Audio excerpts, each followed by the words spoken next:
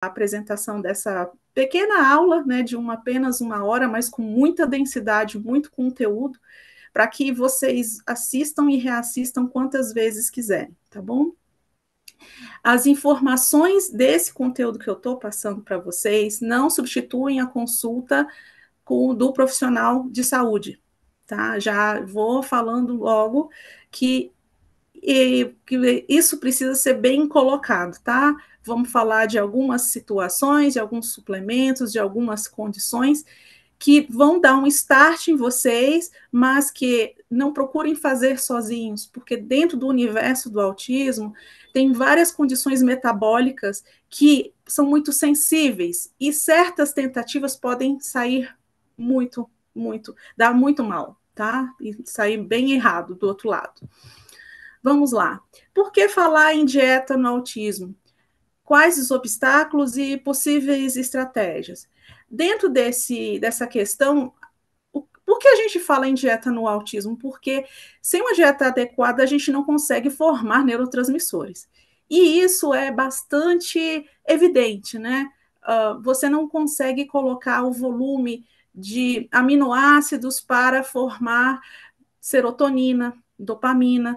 Se não tiver ferro, você não consegue fazer as conversões que você precisa para poder chegar, né, ao transporte adequado de oxigênio, formação de energia para atingir esses neurotransmissores alvos, gerar energia para esse cérebro funcionar adequadamente. E uma alimentação saudável dentro da questão do autismo tem que ser suficiente em calorias, ela precisa ser conformidade, atividade, condição metabólica, né? Tem que ter densidade nutricional, e isso estamos falando da qualidade dos alimentos, e tem que ter momento adequado conforme a demanda individual ao longo do dia. Quer dizer, muitas vezes os pais, mães, tentam fazer a questão de distribuição de calorias e mantêm a mesma dieta nas mesmas quantidades que anos anteriores. Isso já aconteceu em consultório, de eu ver, por exemplo, pais que mantinham o mesmo ritmo dietético na mesma quantidade para criança com 6 ou com 10 anos. São quantitativos distintos. Por quê? Porque a criança com 10, ela sente mais fome. E sentir fome com alguém que tem sensibilidade sensorial é extremamente desconfortável. Às vezes, a pessoa com autismo, ela nessa idade, ela começa a ter arroubos assim de eu tô com fome, mas ela não consegue explicar adequadamente o que ela tem, muitos deles. E aí começa a ficar nervoso, por quê? Porque a glicemia baixa e começa a passar mal. E falam, não, mas ele está passando mal de quê? Na verdade, às vezes era apenas fome. E a família não lembrou, não teve orientação adequada que era necessário aumentar a quantidade de calorias. Só para vocês terem ideia, a criança na faixa dos 12, 13 anos, dependendo da condição metabólica dela, ela pode consumir até 2.500 calorias.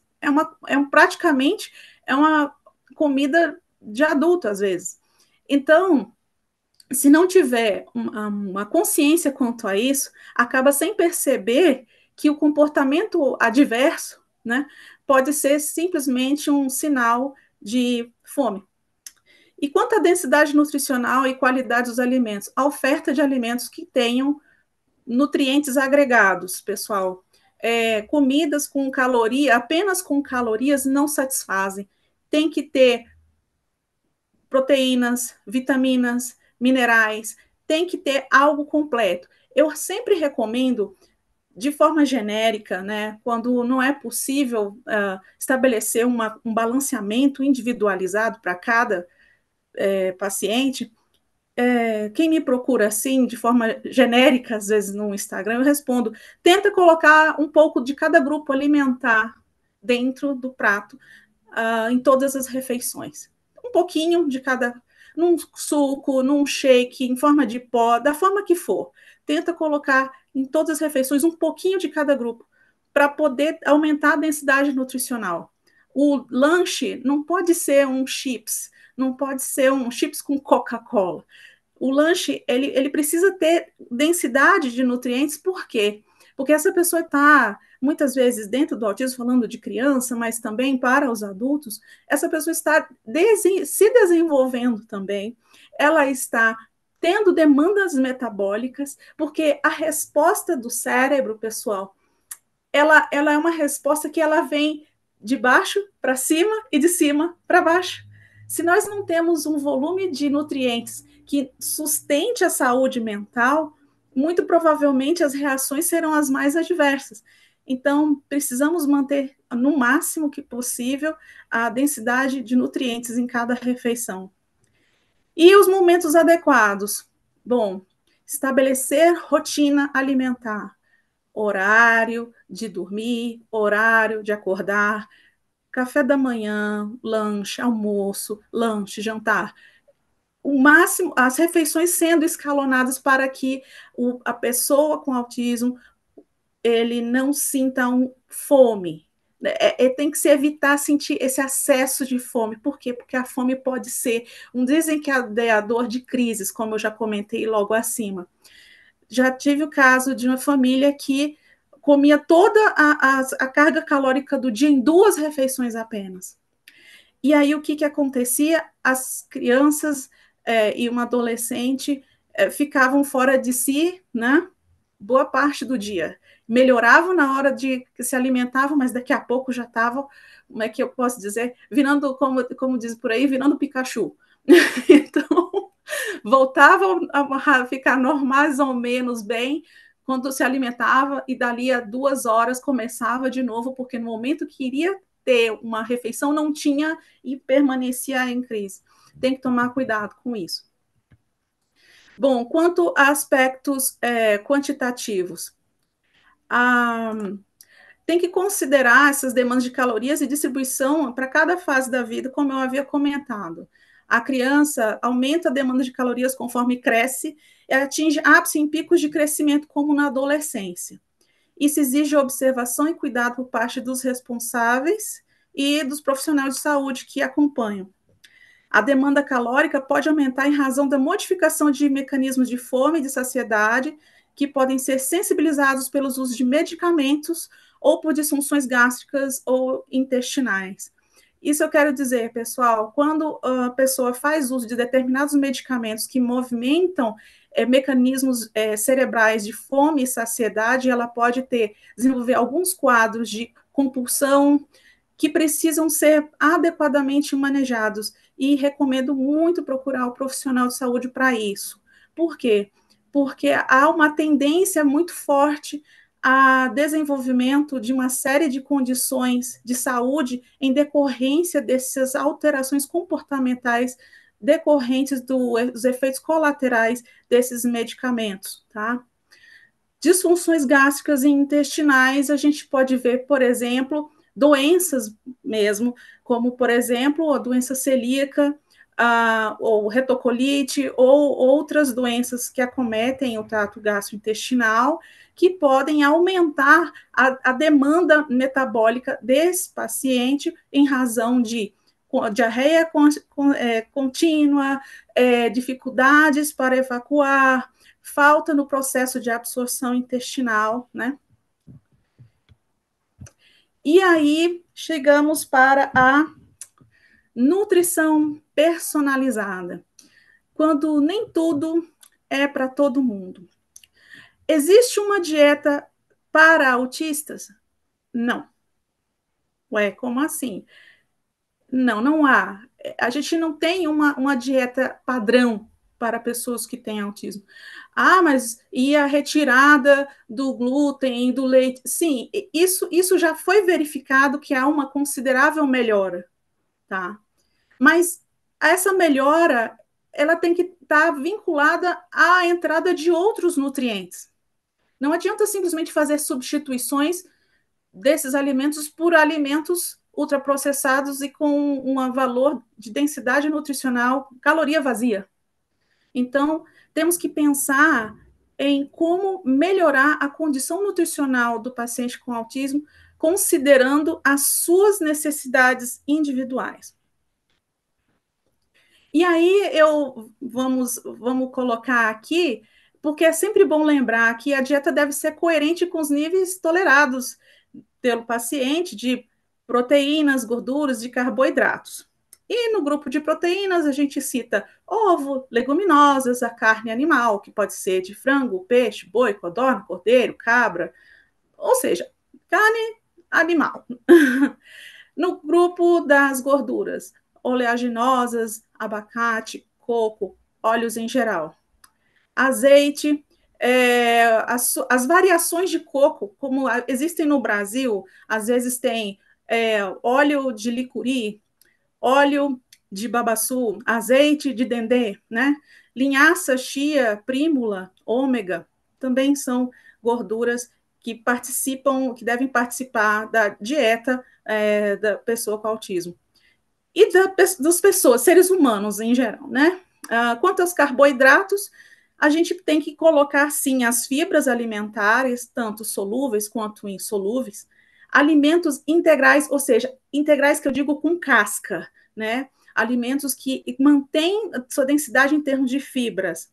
Aveia, arroz integral, por exemplo, milho, batata, mandioca, farinhas refinadas, inclusive, ou integrais. Verduras, legumes, frutas, todos esses participam do grupo dos carboidratos. Então, quando há sensibilidades alimentares, né? Maior volume de toxinas induz maior sensibilidade alimentar pelo aumento da permeabilidade intestinal. Esse ponto em específico a gente vai explorar já já. Mas é bom informar o seguinte, que quanto maior a presença de aditivos químicos e toxinas em geral, que já foram bem faladas nas aulas anteriores, essas toxinas elas pioram a resposta individual à alimentação. E essas sensibilidades alimentares, elas variam conforme a gravidade, segundo o critério diagnóstico médico, no caso especificamente de alergias, que são mediadas por IgE na sua forma clássica. Intolerâncias alimentares IgG. E falar um pouquinho dos testes de intolerâncias alimentares. Os testes de intolerâncias alimentares identificam alimentos que romperam a barreira intestinal e geraram memória imunológica de mediata, não imediata, mas mediada, né, por IgG, e não tem como é que eu posso dizer, uma validação específica, por quê? Porque o epitélio intestinal ele pode fechar e pode abrir. Os testes podem correlacionar peptídeos e proteínas desses alimentos a outros alimentos que o paciente às vezes nunca consumiu. Então, já cheguei a fazer uma vez um teste de intolerância alimentar que deu alergia a leite de camelo. Aí eu fiquei, mas eu nunca provei leite de camelo. Enfim, e era o quê? Porque havia um epítopo, uma proteína que se assemelhava a esse e foi captado pelo teste. Na minha prática, eu só estabeleço uma dieta baseada nesse tipo de testagem quando o paciente me solicita, porque eu percebo que quando a gente faz todo um trabalho de modulação da alimentação e as vilosidades são recuperadas, há uma melhora na recuperação intestinal do paciente, esses testes começam a se falsear, porque eles não vão mostrar efetivamente quem abriu. Porque às vezes quem abriu não foi um alimento, foi um aditivo químico, foi uma toxina, foi um organosulfurado de um glifosato, foi outros tantas situações que não necessariamente os alimentos. Então, eu falo sempre nas minhas consultas, não demonizem os alimentos. Os alimentos não têm culpa daquilo que o povo coloca para deixá-los mais palatáveis, vendíveis e, diríamos assim, questionáveis em termos de densidade nutricional. Agora, outros tipos de sensibilidades elas podem ser de caráter bioquímico e específico. Então, assim, quando eu comecei a estudar isso, eu achava muito esquisito, de repente, falar em sensibilidades a oxalatos, salicilatos, fenóis, lectinas, e vivi me perguntando o que pode estar acontecendo. Depois, encontrei alguns artigos falando sobre sensibilidades decorrentes de especificidades genéticas. Geralmente, a atuação desses genes é em enzimas dentro de todo um complexo de detoxicação e de metabolismo, às vezes dentro do fígado, que atua diretamente para lidar com esses elementos que são presentes muitas vezes em alimentos e que podem, de fato, causar alterações no funcionamento metabólico das pessoas que são sensíveis, né? No caso dos oxalatos, a gente tem o AGXT, o ROGA1, salicilatos, um gene da CYP, que é uma enzima do metabolismo de primeira passagem hepática, né? Fenóis, a gente tem a questão dos fenóis que a gente nunca lembra das garrafinhas de plástico, das coisas de plástico, que as contaminações por fenóis que induzem a sensibilização vêm muitos da utilização de fenóis decorrentes do petróleo, não necessariamente de fenóis contidos em alimentos.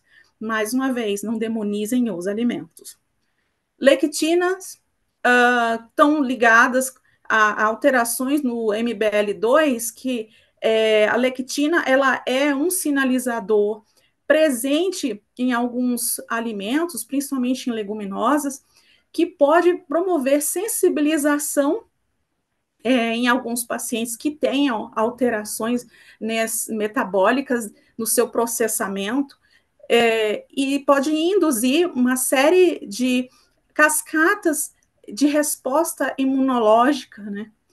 E, às vezes, esses pacientes com o espaçamento no consumo de leguminosas tendem a ter uma boa resposta clínica. Mas espera aí, Lauriana, significa que quem tem essa genética de sensibilização, significa que ela nunca vai poder comer ou sempre vai passar mal? Bom, como tudo na vida, a gente pode melhorar a forma de se expressar um gene por meio dos alimentos que a gente insere. Obviamente, se a pessoa é sensível, por exemplo, a oxalatos, a gente não vai fazer, depois de recuperado, depois de tudo feito, não vamos colocar a pessoa para comer batata todos os dias, né? Da mesma forma, salicilatos, não vou colocar alguém para ficar comendo salsinha o tempo todo. E assim sucessivamente. Agora, fenóis, bom, a exclusão de bisfenóis e fenóis decorrentes de petróleo é imperativo nesse caso, porque quando pensamos em volume, pensamos na comida que é aquecida e colocada na marmita plástica, né? Alimentos sensibilizaram, são presentes em estágios avançados de desbiose intestinal, rompimento de barreira paracelular no intestino, ou seja, o leaky gut, né, o vazamento, e há uma correlação genética a ser avaliada segundo o caso ou caso a caso. E também não podemos desprezar, nesse contexto, hipersensibilidades sensoriais, que podem ser secundárias ou primárias, a depender de alterações neurológicas ou do estado nutricional do paciente. O que eu quero dizer com isso? Existem sensibilidades alimentares que são decorrentes de deficiências nutricionais. Falta de micronutrientes dificulta o processamento de uma série de alimentos, né? E isso a gente consegue ver, por exemplo, quando vemos alimentos como, por exemplo, as lectinas, ou mesmo os salicilatos, mais especificamente salicilatos, que dependem, por exemplo, da CYP2C9, que é uma enzima dependente de ferro. Se a pessoa tiver anemia ferropriva, uma série de alimentos que dependem desse tipo de enzima para poder ser metabolizados, eles não vão ser metabolizados adequadamente. E a pessoa vai desenvolver uma sensibilidade alimentar que pode ser também sensorial em relação a esses alimentos. E também tem, pessoal, que a gente tem que pensar na questão neurológica da do sentido, né? E aí, do sentido, a gente pode trabalhar com o nosso colega, terapeuta ocupacional, para fazer a progressiva dessensibilização dessa pessoa. Agora vamos falar um pouquinho de... Estou com medo de perder a hora. Agora vou falar um pouquinho de fisiologia alimentar com vocês. E essa parte de fisiologia, ela é muito importante nós entendermos. Por quê? Porque quando a gente pensa no processo alimentar, a gente não considera algumas questões que são muito importantes. A primeira delas é sinalizar com os outros sentidos que não o paladar a presença do alimento. Sentir o cheiro da comida, imaginar a comida a partir do sentido do olfato. Às vezes, ouvir a panela mexendo na cozinha. Às vezes, ter acesso àquele alimento cru ou em preparação pode ser algo que desperte o interesse pela comida. Então, na medida do possível, sempre colocar o paciente com autismo para participar da preparação daquilo que ele vai comer. Isso aumenta imensamente o interesse em se alimentar daquele alimento, ainda que seja para provar. Aí eu pergunto, quanto a gente precisa para sensibilizar o intestino de alguém? Precisamos de muito pouco. Às vezes, a gente precisa só de um pedacinho daquele alimento para poder começar a povoar aquela microbiota, para começar a trazer nutrientes que estimulam aquela microbiota, fibras daquele alimento que sempre foi recusado.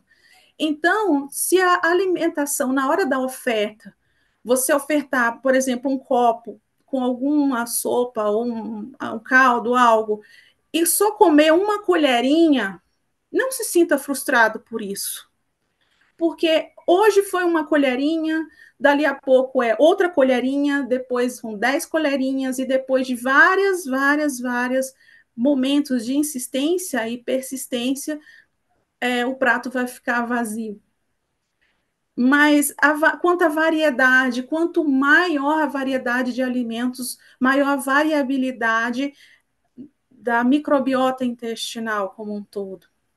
Então, pessoal, não é uma questão de colocar apenas ali, mas trazer o volume em termos de qualidade de alimentos na mesa, colocar variedade de alimentos, cor, forma, jeito de se apresentar. Utilize a criatividade. A criatividade precisa ser considerada sem moderação. E quando há dificuldade de se alimentar, pensar, primeiramente, em termos de fisiologia. Aqui nós temos a foto da boca, língua, laringe, traqueia, esôfago, enfim. Mas ali, se tiver dor ao mastigar, tiver um dente que não funciona bem, se a língua tiver com alterações decorrentes de carência de vitaminas e minerais, ela não vai estar sensibilizada, a papila gustativa não vai ter o mesmo nível de sensibilidade para sentir o sabor do alimento. E quem consegue comer com prazer alimentos sem sabor? Não é verdade? Então, essas questões precisam ser avaliadas. Um esôfago ferido atrapalha a deglutição.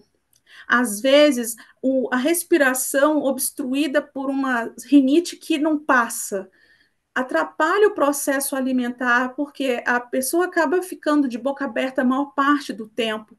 E o nível de oxigenação que nós obtemos pela respiração bucal não é no nível que a gente obtém pela respiração pela via própria, que é o nariz. Há um prejuízo sistemático na oxigenação do corpo quando a respiração não é feita de modo eficiente. Então, tudo isso interfere na fisiologia alimentar. Às vezes, a presença de uma gastrite, é o fígado que está sobrecarregado de toxinas, como agrotóxicos, entre outros, emulsificantes e tudo mais. Uma vesícula biliar que não recebeu o volume adequado de nutrientes para a produção de bile, ou o fechamento, a abertura do esfíncter dessa vesícula, o duodeno que não está com uma motilidade adequada, o pâncreas que recebe estímulos reiterados de produção de insulina, aumentando assim a resistência à insulina. Às vezes o paciente com TEA, ele não é hiperativo, às vezes é hipoativo, e nessa hipoatividade acaba desenvolvendo uma resistência à insulina. E todas as demais questões que podem interferir nessa fisiologia alimentar. Eu vou passar um filminho para vocês sobre como é que funciona o processo alimentar. A digestão começa com a nossa alimentação, e aí a comida vai descendo para o esôfago. Isso demora em torno de 5 a 8 segundos. E os movimentos peristálticos vão empurrando até o trato digestivo, né? E aí vai chegar até o estômago. Chegando lá no estômago, vai receber uma série de enzimas, né, que vai chegar, né, e vai movimentar esse alimento, proporcionando a hidrólise desse alimento por meio do ácido estomacal. E esse ácido estomacal, ele vai fazer uma série de reações químicas que vai aumentar, por exemplo, a nossa absorção de vitamina B12 e ferro, né? E vai marcar as proteínas. Esse ácido estomacal, ele tem um pH de 2, na verdade, entre 1 e 2, ou seja, é bastante ácido. Esse alimento, então, flui, né? E o pH ácido do estômago estimula a bomba de bicarbonato para o pâncreas. Quando o estômago ele está machucado, a gente tem, por exemplo, o caso de uma úlcera, né? E o processo digestivo ele vai seguindo, transformando mais rapidamente os carboidratos, né? As proteínas e, por último, a digestão de lipídios, que é mais lenta.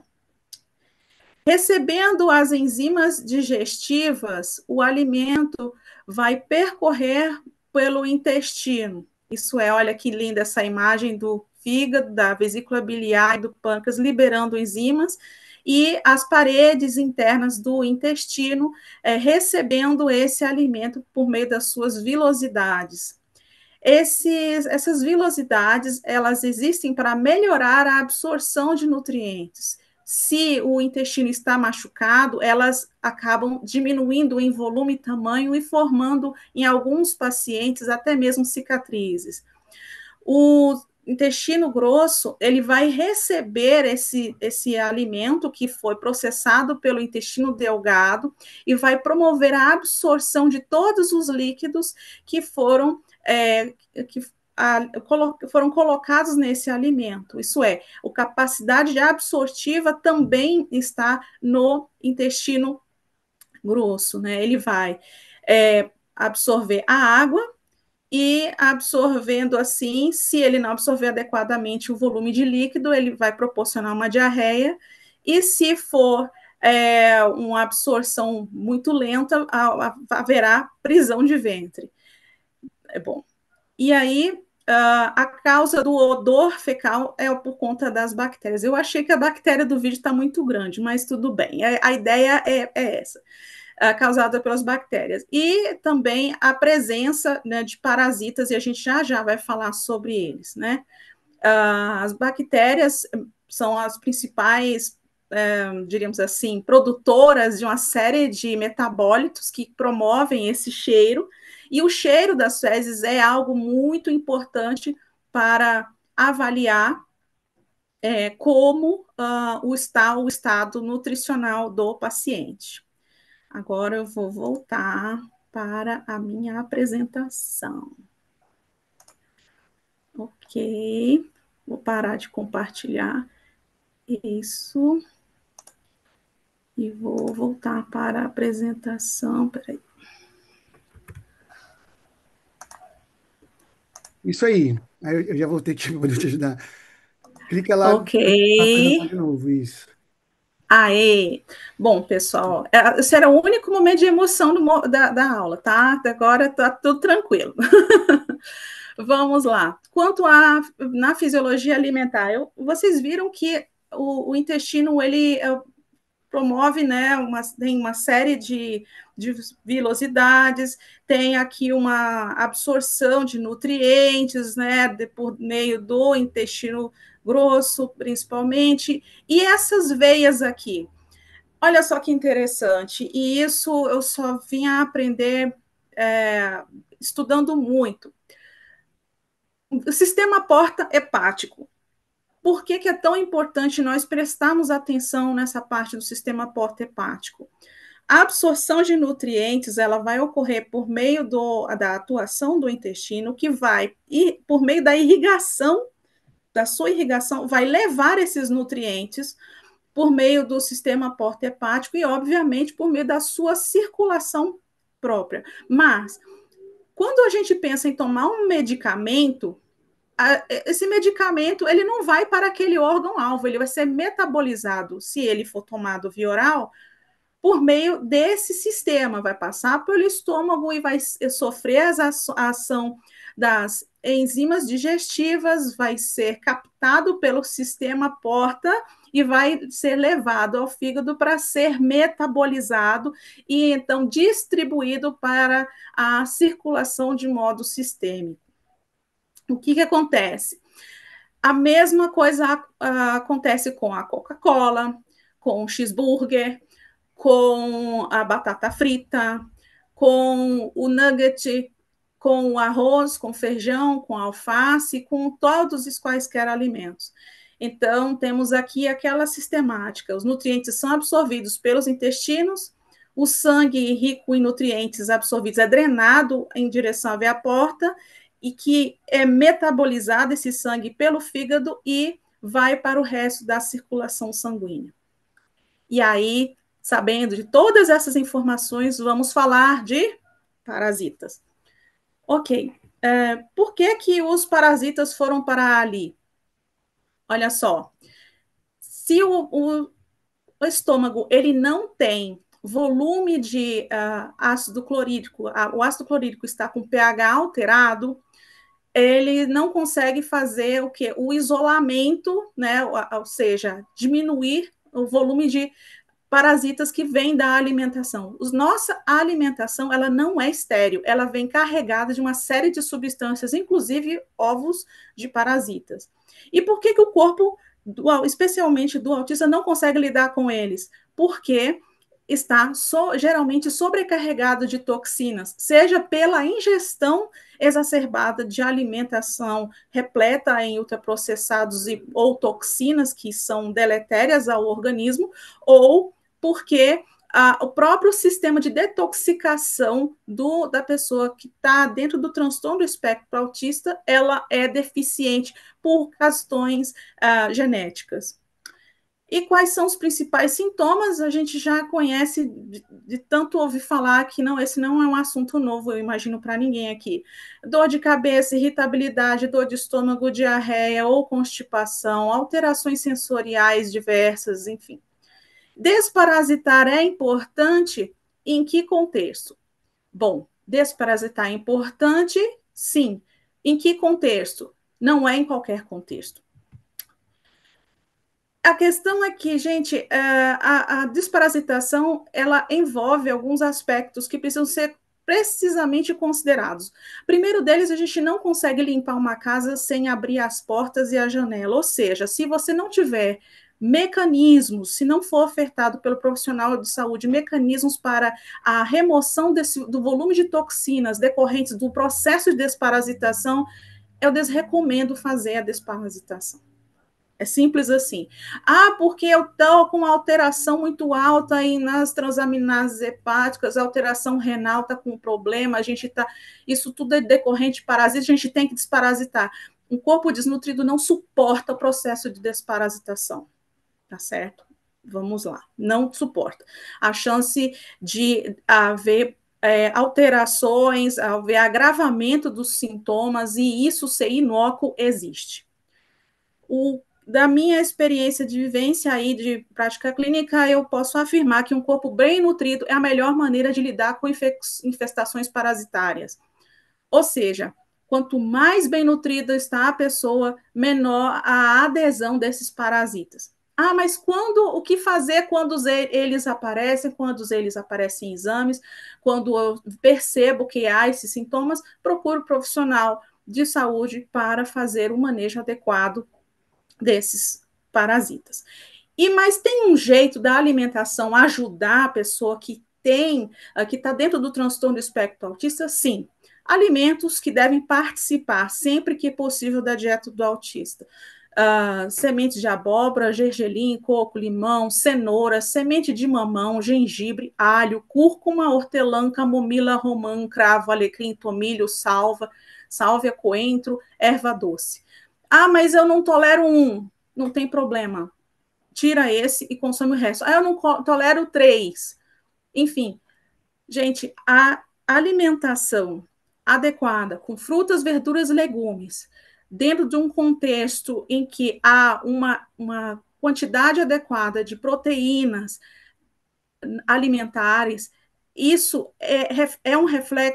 reflete muito bem na saúde das pessoas. Eu já tive paciente que fazendo a dieta da forma adequada, mesmo tomando suplementos, fez a eliminação de parasitas. Aí eu encaminhei para o profissional médico fazer o trabalho com a parte medicamentosa e deu tudo bem. Por quê? Porque a pessoa ela já conseguiu, né, começar a se desintoxicar com a alimentação. E medicamentos, pessoal, somente com supervisão médica, que o médico tem autoridade legal para fazer a prescrição desse tipo de ativo, tá? Fitoterapia pode ser usada? Pode, porém, os efeitos delas tendem a ser limitados e há riscos de toxicidade, especialmente em pacientes sem uso de medicação. Existem pacientes com autismo que são extremamente polimedicados, usam 8, 10, às vezes, suplementos, e outros mais. Iniciar desparasitando esse corpo que não está recebendo o volume adequado de nutrientes é algo que pode ser perigoso para a saúde dessa pessoa. Tomem cuidado. Métodos frequenciais, RAIF, outros, assim como a homeopatia, eles podem ser úteis, sim, para fazer a desparasitação, sim, só que nem todo mundo tem acesso, né? E a ciência tradicional não reconhece como meios válidos de lidar com com a condição da existência de parasitas, né? Infestação de parasitas. Dar uma palhinha aqui sobre seletividade alimentar. Ela ocorre quando o número de alimentos é muito restrito e rejeita vários outros, até grupos alimentares inteiros.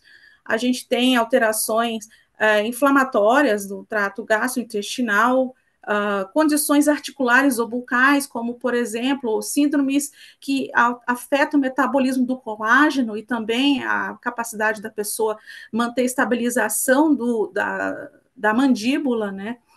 E isso pode impactar na aceitação de alimentos, exigindo, às vezes, alimentos mais macios, para outros que têm outros tipos de sensibilidade a alimentos mais duros, né?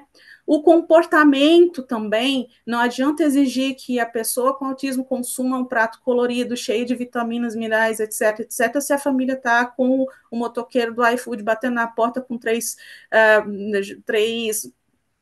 caixinhas de pizza de calabresa. Não dá, né?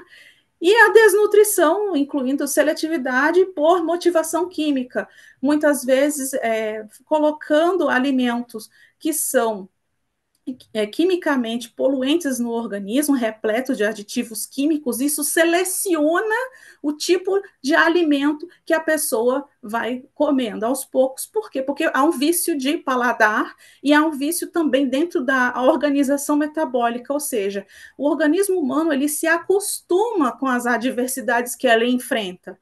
De repente, a pessoa vai botar algum alimento que tenha um aspecto mais saudável na boca e passa mal. Esse corpo estava, de fato, ávido por nutrientes ou ele está intoxicado, precisando de um auxílio? É a pergunta que se faz. Então, gente, menor consumo de ultraprocessados, especialmente em pessoas dentro do transtorno do espectro do autismo, é muito, muito imperativo. E aí, as estratégias para lidar com isso? Descartar a causa fisiológica primária, né, que provocou a seletividade, isso é, a esofagite, alterações em mandíbula, doenças dentárias, etc. Introduzir gradualmente os alimentos conforme o nível de tolerância alimentar do paciente, substituir esses alimentos gradualmente e apresentando reiteradamente preferencialmente com apoio de nutricionista, dando suporte à família e ao paciente, isso é, participar o paciente com autismo da preparação, como eu havia comentado, isso é uma estratégia que ajuda muito a reduzir a seletividade a alguns alimentos, né?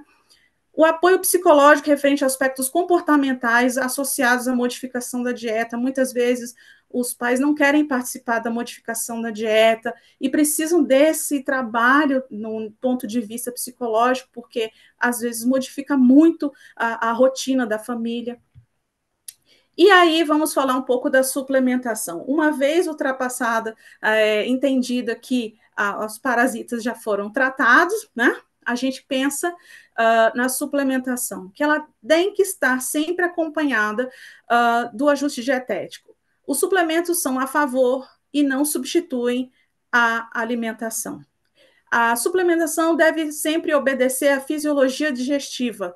Isso é, gente, quer iniciar um processo de suplementação, procure profissionais que entendam que a digestão tem início, meio e fim, né?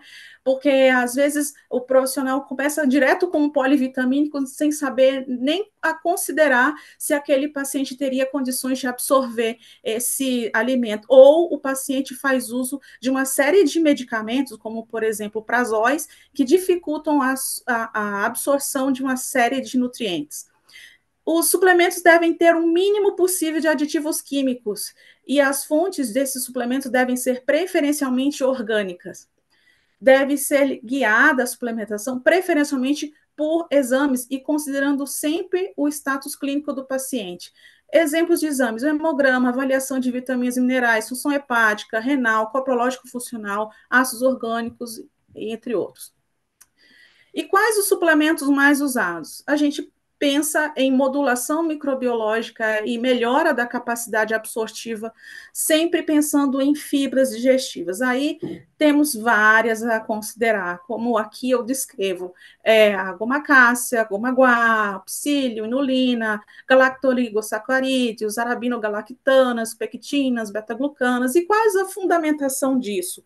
Bom, as fibras digestivas, elas vão melhorar o status microbiológico. A gente não vai conseguir reproduzir boas bactérias, uma boa microbiota, sem utilização de fonte para que essa microbiota fermente de modo adequado. Isso é, se você tem 2 pratos dentro de um laboratório, né? Você tem 2 pratos. Um que tem bactérias 1A, e outra tem bactérias B. Se você der mais alimento para a B vai reduzir de volume. Essa ideia acontece também em relação a uma série de fibras que devem participar da dieta do paciente com autismo. Então, se a prevalência bacteriana, por exemplo, é por bactérias gram-negativas ou patogênicas, a colocar alimentos que fomentem o crescimento das bactérias benéficas é melhor do que simplesmente ir colocando probióticos lá. Eu não gosto muito de utilizar probióticos. Mas você já não fez modulação intestinal? Por que eu acho que não é uma estratégia tão boa de partida? Eu estou dizendo assim, no momento que chega o paciente para mim. Porque a chance desses probióticos fazer interferência com os outros coleguinhas ou servirem até, entre aspas, de comidinha para as bactérias, os assassinos ali, existe. Então, eu vejo muito pouco benefício em começar o tratamento colocando diretamente probióticos para o paciente, tá certo? Outros tipos de suplemento que eu acho interessantíssimo, ativador de ácido estomacal e as enzimas digestivas. Aí a gente entra com vários, né? Betaína, amilases, proteases, lipases, celulases, alfa-galactosidase, sacarase, somaltase, estilose, isomerase, são, é, é, são enzimas, são proteínas. E essas proteínas, elas podem vir da síntese de seres vivos, como, por exemplo, o porco, né? Podem vir também de fermentáveis, como, por exemplo, algumas espécies de fungos, né? E assim, gente, o que eu entendo, a utilização de enzimas digestivas, ela é extremamente útil. Por quê? Porque conforme você utiliza a regulação de pH estomacal e utiliza enzimas digestivas, vai sobrar menos alimento no tubo digestivo para as bactérias ruins fazerem consumo daquilo. Interessante considerar, por exemplo, se a pessoa consome carne, que não é um dos alimentos de mais fácil digestão, precisa de um volume de protease elevada.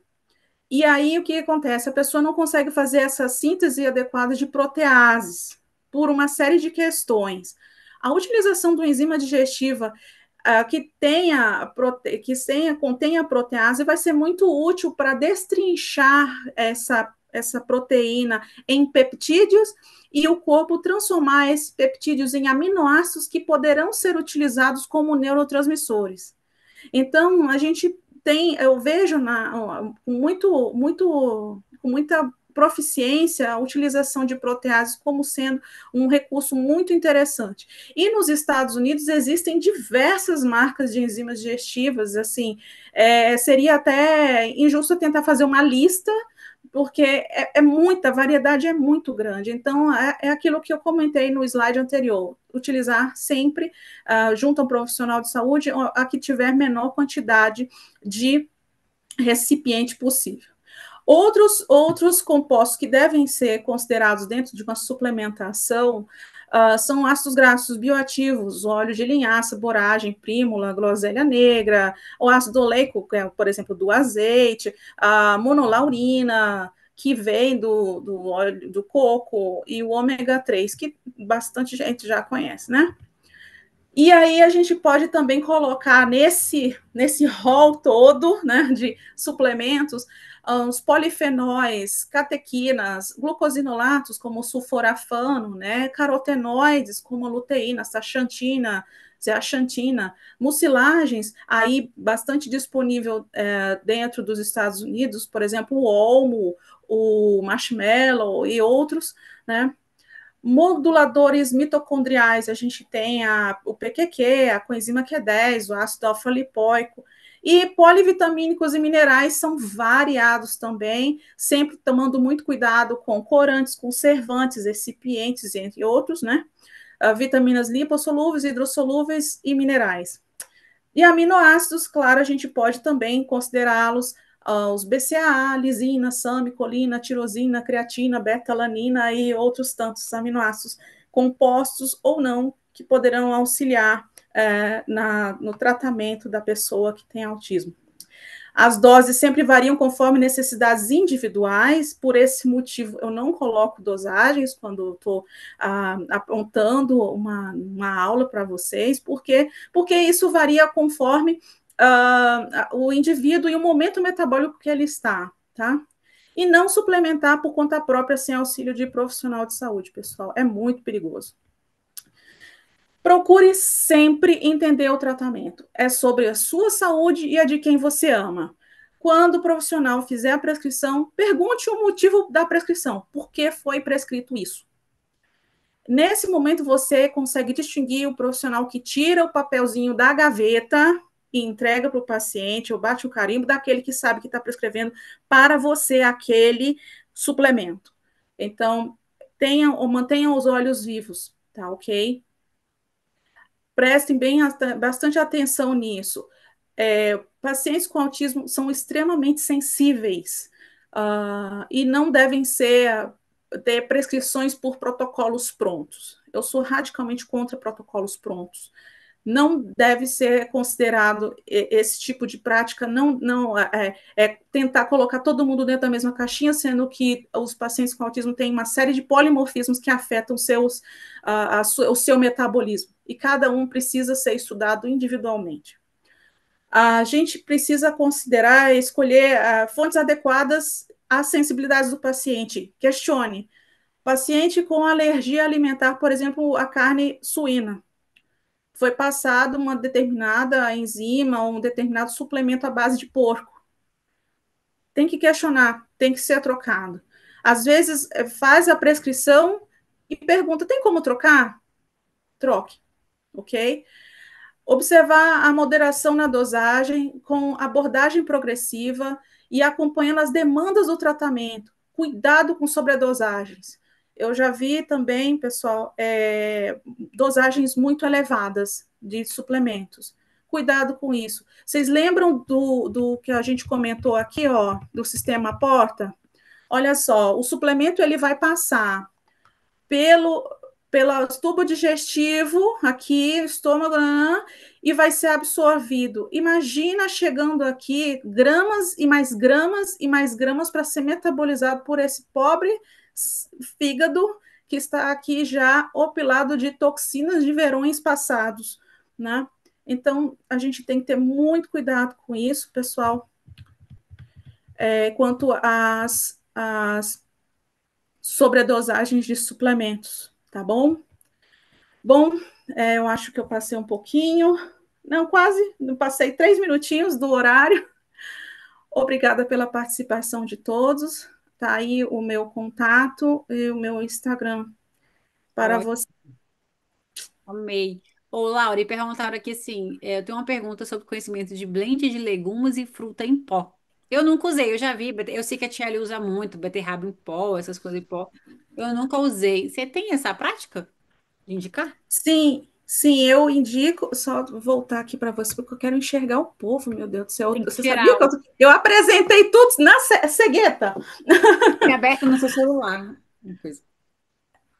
Aí o que que acontece? Eu utilizo muito frutas e verduras em pó para pacientes com uma seletividade que não toleram. Às vezes eu utilizo até mesmo raízes em pó, algumas fibras em pó que não tenham, que sejam insossas para misturar na comida, tá? Como uma estratégia. Às vezes eu utilizo o suco e aí eu peço para a família botar em conta-gota o Hum. suco, o sumo do alimento, faz o sumo todo dia, com ou sem chá acompanhado, porque aí eu estou acompanhando, eu sei que o paciente toma, isso é, eu acredito, né, que as pessoas vão me falar de fato que elas estão Aham.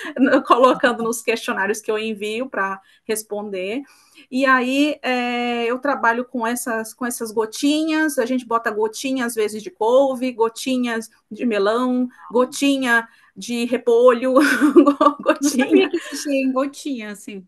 Não, não existe em gotinha, não. Você faz em casa, coloca no frasco e administra para o paciente, Uau, né, fantástico. O para Judá, paciente. ele não come fruta nenhuma além de banana. E legume que ele gosta é batata. Só. Cenoura, repolho, couve, nada disso. Então, não é fácil, entendeu? Mas assim, ele come muito bem Sim, arroz, feijão, carne. Eu não tenho sim, problema com isso. Macarrão, não sei o quê. sim, Faz uma sim, sopa, mas, mas o mas a, legume, a a gente sensibiliza o paladar para novos sabores à medida que colocamos esse paciente em contato com esse alimento. isso é uma estratégia E, incrível, porque eu, nessa caminhada inteira, ninguém nunca me deu essa dica. Nunca. então, Fantástico, amei. Olha aí, gente. Foi muito boa essa pergunta, porque a gente já extraiu isso aí de você. né? Eu Pois é, amei. porque eu já comentei isso em live, né? Eu já comentei, inclusive acho que na live da Tchelle, gente, quanto a gente precisa para infectar um corpo? Hum, Do quanto a gente precisa para infectar o corpo de alguém? muito rápido, né? Precisa de um pouquinho. Então, da mesma forma, para alimentar o pouquinho, aí vem uma gota, depois três. quatro, aí bota uma gotinha num suco, coloca, faz um molhozinho, né? Dá um cheirinho, olha aqui um xaropinho misturado com um repolhinho roxo, bota um manjericãozinho disfarçado dentro daquele, faz o arroz ou o legume, ou enfim, aquilo que aceita dentro de um chá, Uhum. para Ó, aproveitar os outra coisa polifenóis do também. chá, enfim, é bastante. Outra coisa também, o tanto que esses meninos são magros, né? Eles têm muita dificuldade de engordar. O meu come. Gente, o tanto que o Judá come, se eu comesse o tanto que ele come, eu estaria rolando. Ele É, não engorda. Ele é pesado, você é. sabe, você vê que ele é pesado de osso, mas ele não engorda. Não engorda, assim, e não é só ele, eu Geralmente, vejo várias crianças com autismo nessa mesma situação que ele. Não sim. engorda de jeito nenhum. Por quê? Porque tem a dificuldade da absorção desses alimentos, né? Não. Gente, assim, eu já falo de coração para vocês, eu não sou emagrecionista, eu sou nutricionista. Eu gosto de ver criança com bochecha. Eu também Esse gosto. negócio, Eu também esse gosto. negócio de ver gente assim, ai, porque doutora me ajuda a emagrecer. Eu falo assim, amiga, te Não, o ajuda a povo fala assim pra desinflamar. mim. Emagrecer não é minha praia.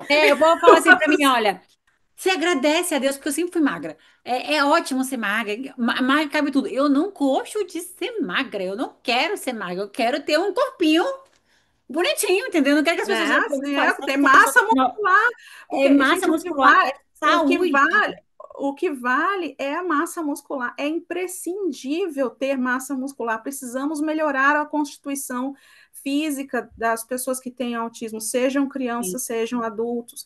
sim, concordo. A gente não tem como construir músculo, construir neurotransmissor, construir o corpo sem a presença daquilo que é necessário. Nosso corpo ele não consegue fabricar autonomamente, a partir de gorduras e carboidratos, a proteína. Exatamente. A gente não Eu sou muito consegue ficar magra. sem. A gente precisa captar isso de algum lugar, seja por meio de leguminosa, seja por meio de alguma fonte vegana, seja por meio da alimentação de derivados animais. Ok? Entendi.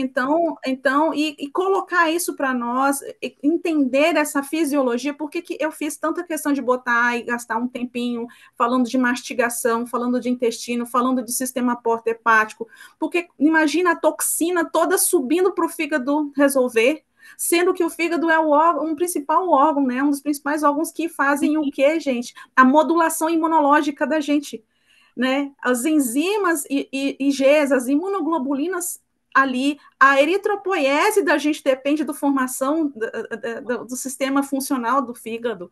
Aham. Imagina, a pessoa com disfunção hepática, ela não consegue fazer o estímulo para a produção da medula óssea. É, Então, outra coisa também, eu é não sei muita se coisa.